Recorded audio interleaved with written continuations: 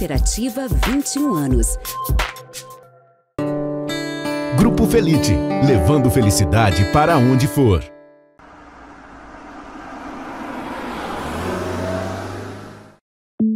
Daniela Teixeira, doutora neurovascular.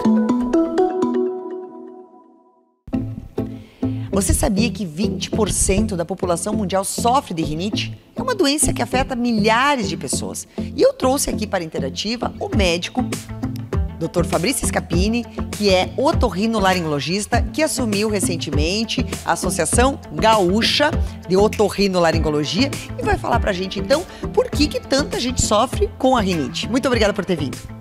Obrigado, Silvana. Bom, rinite é um problema que atinge 20% da população mundial mesmo e gera uma série de transtornos, né? Tanto para o sono, para as atividades do dia a dia, né? Nariz trancado, coceira, espirros. Tem uma outra coisa também que às vezes a gente não se dá conta, que a rinite também dá sintomas oculares. Coceira nos olhos, lacrimejamento, olho vermelho, isso às vezes também é relacionado à rinite, né? E essa rinite, ela é uma doença adquirida pelo meio ambiente? Ela é adquirida ou ela já vem? A pessoa tem esse problema de vias respiratórias desde a nascença, por exemplo? As duas coisas. Existe uma predisposição genética, então os pais que já têm rinite ou asma, os filhos têm uma tendência maior, mas também depende muito do ambiente onde a pessoa vive, né? Então, a rinite especificamente alérgica, porque tem vários tipos de rinite, não é só a alérgica. A alérgica é a pó, poeira, mofo, fungos, ácaros, né? Pólens, né? Esse tipo de rinite tem uma predisposição genética e também depende de onde a pessoa morou. Mas tem um outro tipo de rinite que chama de idiopática, que é relacionado, por exemplo, à temperatura e à umidade. Então, o nariz ele gosta de uma temperatura entre 18 e no máximo 40 graus e tem que ter uma umidade relativa boa, né? Então, ambientes muito secos não fazem bem para o nariz. E as pessoas que acabam usando o ar-condicionado, né, no máximo, por exemplo, está 40 graus lá fora, quer colocar no 17. Esse impacto de temperatura, isso não piora os quadros? Sim. Não é para todo mundo, mas quem já tem algum grau de rinite, independendo do tipo, vai acabar sofrendo quando regula assim o ar-condicionado. Então, qual que é a sugestão? Quando você usa o ar-condicionado, aqui em Santa Maria a gente acaba usando, né, porque fica muito quente, o ideal é colocar numa temperatura amena, 23, 24 graus. E o outro aspecto importante também é a velocidade do vento do ar-condicionado. Porque assim, o vento turbilhona aquela poeira que a gente está no chão, por mais que o nosso quarto esteja limpo, e aquela poeira a gente acaba respirando, então piora a rinite. Então, a velocidade do ventilador no mínimo e uma temperatura amena. E às vezes o pessoal fala assim, não, então eu vou usar o ventilador. O ventilador é o pior que tem.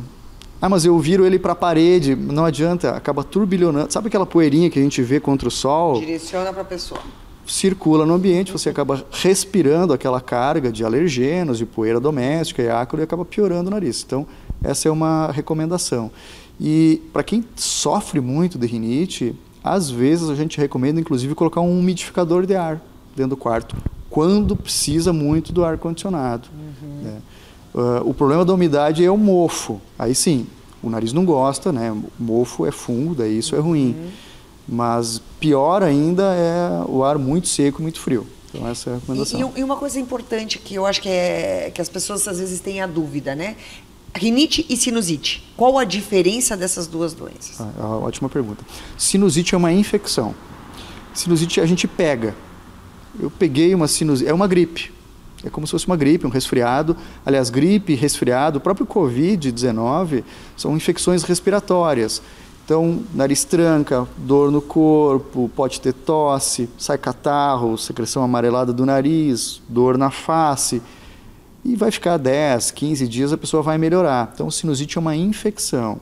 Rinite é uma coisa mais crônica. E os sintomas da rinite é mais coceira, espirro, coriza e aí também obstrução. Tá, e o tratamento? Como é que é feito?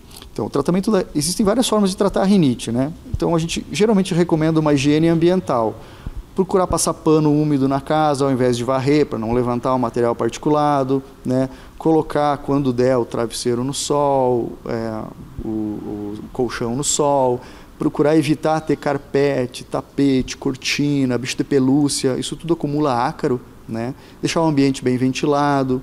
Então, essas são medidas ambientais que servem para todo mundo, né? E aí, depois a gente entra em algumas classes de medicamentos. O principal tratamento para rinite hoje é um spray nasal de corticoide. Tá? Esse é o tratamento básico, assim, claro que precisa ser recomendado pelo médico, né?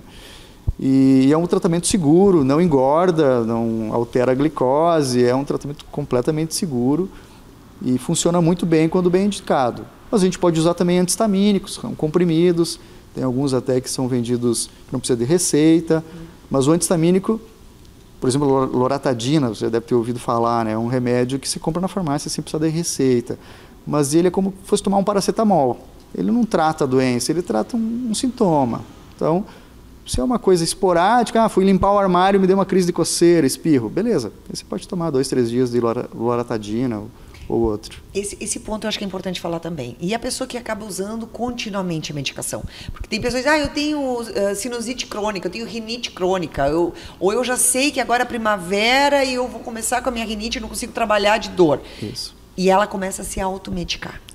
Quais são os efeitos colaterais dessa automedicação ou do uso contínuo? Tá. O corticoide nasal, ele deve ser usado, inclusive, todo dia. Ele precisa ser usado todo dia. Só que um dos sintomas da rinite é o nariz trancado, obstrução. E existem alguns remédios de pingar no nariz que são vasoconstritores. Eles melhoram a respiração. A pessoa pinga e o nariz abre. Então, funciona muito bem, é vendido normalmente em farmácia, só que algumas pessoas começam a usar aquilo corriqueiramente. E aí, ao invés de usar 5 dias, 3, 5 dias, 7 dias no máximo, acabam usando 1 mês, 2 meses, 1 ano, 10 anos. Meu Deus. E aquilo com esses remédios, são os vasoconstritores, o uso crônico pode levar, por exemplo, ao aumento da pressão arterial. E o aumento da pressão arterial levar a doenças cardiovasculares. E aí, realmente, você tem um aumento de risco de infarto, de outras doenças assim. Então, tem que ter cuidado e tem que ter uma receita médica, tem que ter uma prescrição adequada, né? Ele pode ser usado, o vasoconstritor, que é esse de pingar, mas ele tem que ser usado por um período muito curto. Por exemplo, pegou uma sinusite, está com o nariz muito trancado, aquela infecção e tal, o nariz muito trancado, não consegue dormir. Não tem problema de usar alguns dias. A gente prefere usar esse remédio por via oral, que também existe, e ele não causa dependência do de pingar. Mas não que não possa usar o de pingar, mas tem que ser por curto período. E uma das coisas que as pessoas perguntam também é assim, bom, a pessoa que tem problemas respiratórios, ela precisa fazer uma cirurgia ou ela fica fazendo um tratamento? Existem quais cirurgias indicadas para melhorar isso efetivamente? Perfeito. Então, assim, a rinite é uma doença crônica, ela não tem cura. É que nem pressão alta, por exemplo. Ninguém toma um remédio uma semana, um mês e cura da pressão alta. Você toma um remédio diariamente para fazer a manutenção. A rinite é mais ou menos a mesma coisa.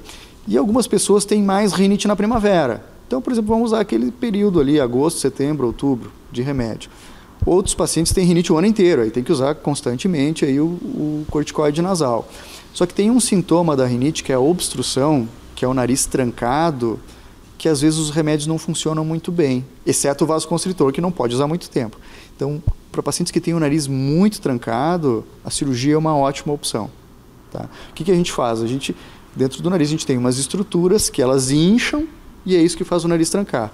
Então, com uma microcirurgia, que é feita com uma câmera ambulatorial, o paciente dá alta no mesmo dia, você consegue fazer uma redução do tamanho dessa carne e aí o paciente passa a respirar bem. Não quer dizer que vai curar a rinite, mas ele vai passar a respirar muito melhor.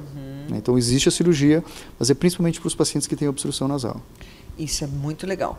E agora, tomando posse, né, da Associação Gaúcha de Otorrino, então, eu acho que é um orgulho para Santa Maria, né, a gente ter um profissional que vai estar representando todo o estado. E fala um pouco, então, quais são as áreas dentro da Otorrino que vocês atuam e que vocês praticamente vai ter que coordenar e trabalhar agora durante essa gestão. Perfeito, é realmente uma honra. Eu sou o segundo santamariense a tomar posse, né? O primeiro foi o Dr. Reinaldo Kozer, em 1972. E a otorrinolaringologia é uma especialidade bem ampla. Para você ter uma ideia, a gente tem 16 departamentos. Meu Deus! Então, por exemplo, estética facial, é uma área que o otorrino atua, né? Cirurgias de rinoplastia, otoplastia para a orelha de abano, toda a parte facial, preenchimentos, uso de toxina botulínica, isso tudo hoje em dia bem sedimentado, né, que é uma área de atuação estabelecida. A gente tem uma academia brasileira de cirurgia estética da face, né, então isso já está bem estabelecido, né. A gente trabalha ainda com medicina do sono, ronco e apneia, a parte de garganta, voz profissional, cantores, que mais? A minha área específica, que é mais nariz e seios da face, né? Mas tem toda a parte de audição, de tontura. Então, a otorrino é uma área relativamente ampla, assim. Na realidade, ela tem muitas sub-áreas, né? Exatamente, muitas sub-áreas. A parte cirúrgica de cabeça e pescoço também pode ser uma parte da otorrinolaringologia. E fala então pra gente a programação agora da associação. Vocês têm previsão de eventos, congressos, seminários? Sim. Agora que a gente está conseguindo ter os eventos presenciais, nós temos para 2023 programados pelo menos 11 eventos presenciais, boa parte em Porto Alegre, mas a gente tem eventos de reuniões científicas também pelo interior, Passo Fundo, Santa Rosa, Pelotas, aqui Santa Maria, né? A gente tem um congresso gaúcho de otorrinolaringologia, que é o Gauchão, que é a cada 2 anos, esse vai ser em 2024. A gente também tem eventos nos 7 serviços de otorrino do Rio Grande do Sul. A gente tem 7 serviços que formam residentes. Santa Maria, Passo Fundo e mais 5 na região metropolitana. Ótimo. Então a gente vai fazer eventos presenciais nesses serviços. Tem a residência só na Federal ou já tem na UFN também? Só na Federal, isso. Por enquanto só na Federal. Muito legal. És professor nas 2 instituições, né? Nas 2 instituições. Isso é muito bom. E o teu doutorado também é em otorrinolaringologia? Isso, eu fiz o doutorado ainda quando eu estava em São Paulo, minha formação foi em São Paulo. E aí quando eu voltei para Santa Maria, estava praticamente pronto. O meu doutorado é em cordas vocais, inclusive. Que bacana. Não, isso é um orgulho para Santa Maria, né? Porque a gente sabe o quanto Santa Maria é representativa no estado, né? E o quanto a medicina aqui é forte, né? De tantas especialidades. Nós temos mais de 1.300 médicos. E isso é um orgulho para a gente, né? De ter essa medicina de ponta aqui em Santa Maria, que antigamente as pessoas, para fazer uma cirurgia, um procedimento mais complexo, tinha que ir para São Paulo, por exemplo. E hoje não, se tem tudo aqui, né? Perfeito, nós temos bons hospitais aqui, bons equipamentos, mas principalmente muito bons profissionais de todas as áreas, não só colegas otorrinos que são brilhantes aqui em Santa Maria, mas de diversas áreas. Então a gente está muito bem servido aqui. Uma coisa também que é bem gratificante por ser professor da universidade, que os nossos ex-alunos acabam muito seguindo essa área. Então eu tenho ex-alunos residentes em São Paulo, Mato Grosso, Curitiba, fora os que estão no Rio Grande do Sul.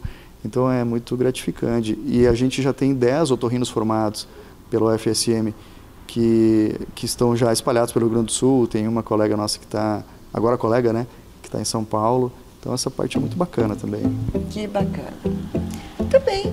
Te parabenizo, então, por assumir essa importante associação e trazer para Santa Maria também essa referência, né? Porque com certeza algum evento vai vir para Santa Maria nessa tua gestão dentro da associação, não é? Certamente, a gente vai trazer os eventos presenciais aqui e colocar um pouco mais ainda no mapa Santa Maria dentro da otorrinolaringologia gaúcha e também brasileira. Isso aí. Muito bem. Muito obrigada, então. Obrigado, Silvana, pelo convite.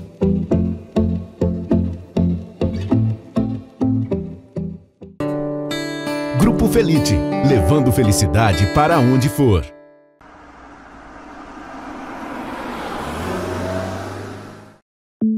Daniela Teixeira, doutora neurovascular.